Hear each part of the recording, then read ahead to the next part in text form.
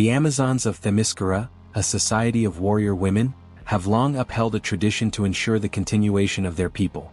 Their isolation from the world of men is absolute, yet paradoxically their survival depends on them. To reproduce, the Amazons embark on a grim ritual, venturing beyond their hidden paradise to seek out men from the mortal world.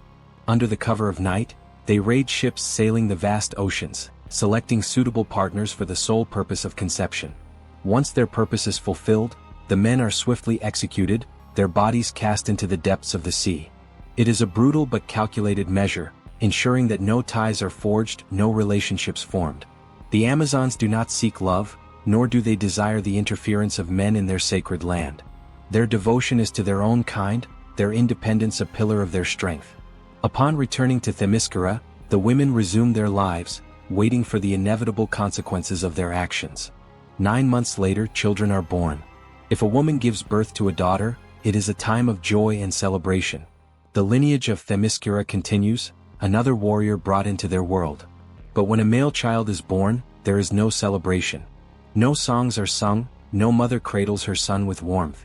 To the Amazons, male children are an abomination, a reminder of their unwanted dependence on the outside world. For centuries, these boys faced a grim fate, discarded like refuse, left to perish without ever knowing the reason for their existence. But the god Hephaestus, himself cast away by his mother, Hera, took pity on them. Seeing something of himself in these forsaken sons, he proposed a bargain. In exchange for the weapons and armor that the Amazons so highly prized, he would take the boys, sparing them from certain death. The deal was struck, and thus the sons of Themyscira were given a second chance at life, not among their mothers and sisters, but within the gods' forge deep within Mount Etna. There they would serve under Hephaestus, working the fires of his legendary forge, learning the art of creation and craftsmanship. 4 years this arrangement remained undisputed, its cruel practicality accepted by all. But when Wonder Woman, champion of Themyscira, learned of it, she was shaken. The revelation that her people had abandoned their sons, casting them away like mere burdens, was a bitter truth to swallow. Outraged, Diana set out to free them, determined to bring them back to their homeland, to reunite them with the mothers who had forsaken them. Yet when she arrived at Hephaestus's forge, she was met with an unexpected response. The sons did not wish to be freed. To them, Hephaestus was not their captor, he was their savior.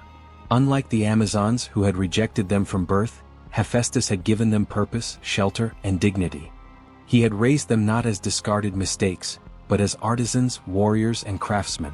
The forge had become their home, the god their father. To leave would mean returning to a world that had never wanted them. For Diana, this was a painful realization.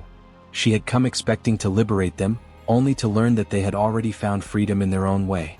Still, she refused to abandon the hope of reuniting them with the Amazons.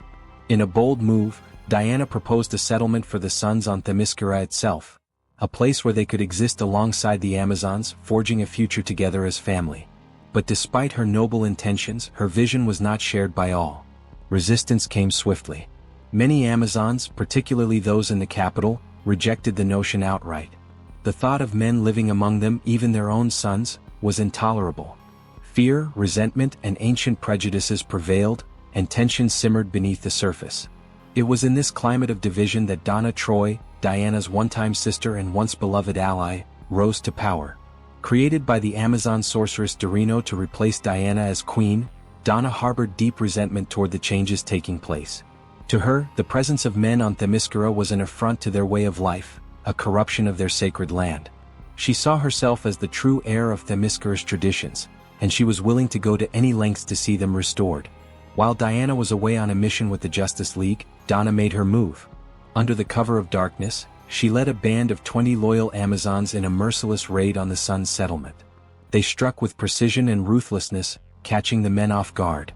The Sons, unprepared for battle, stood no chance against the warriors who descended upon them with swords drawn.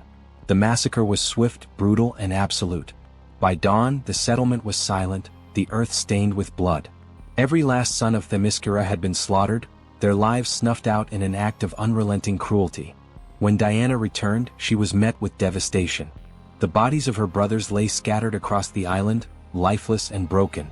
The dream she had fought for, the bridge she had tried to build between two worlds, had been reduced to ashes. Dessa, one of her most trusted friends, approached her, remorse evident in her eyes. She explained what had happened, that the attack had come suddenly, that by the time anyone could act, it was too late. Even those who did not support the presence of the sons had never wished for such slaughter. "We are warriors, Diana," Dessa said, her voice laced with sorrow. "Not murderers."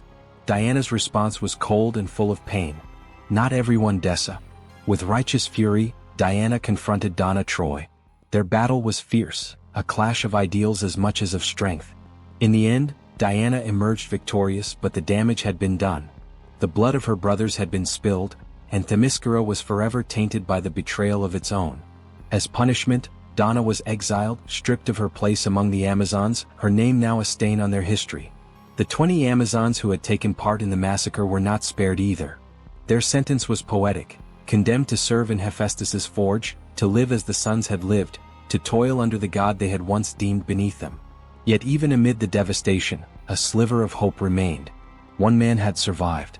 Anastasios, a son who had managed to escape into the jungle during the massacre, was eventually found by Diana. His survival had come at a great cost. His body was broken, his injuries severe. An arm lost, an eye blinded, his body marred by burns and brutal wounds. Yet it was not just his physical state that horrified Diana, it was his spirit.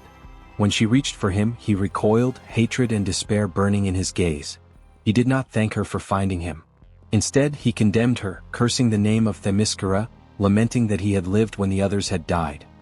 He spat his final words with venom. "Had I known, I would have chosen death before enduring this." Diana stood in silence, the weight of his words pressing down on her. The massacre had not just stolen lives, it had stolen hope. It had fractured the bonds she had fought so hard to mend. And as she looked upon Anastasios, she understood that some wounds, no matter how deep, may never truly heal. That's it for today's video, guys. If you enjoyed, don't forget to like, subscribe and share your thoughts in the comments. I see you in the next video.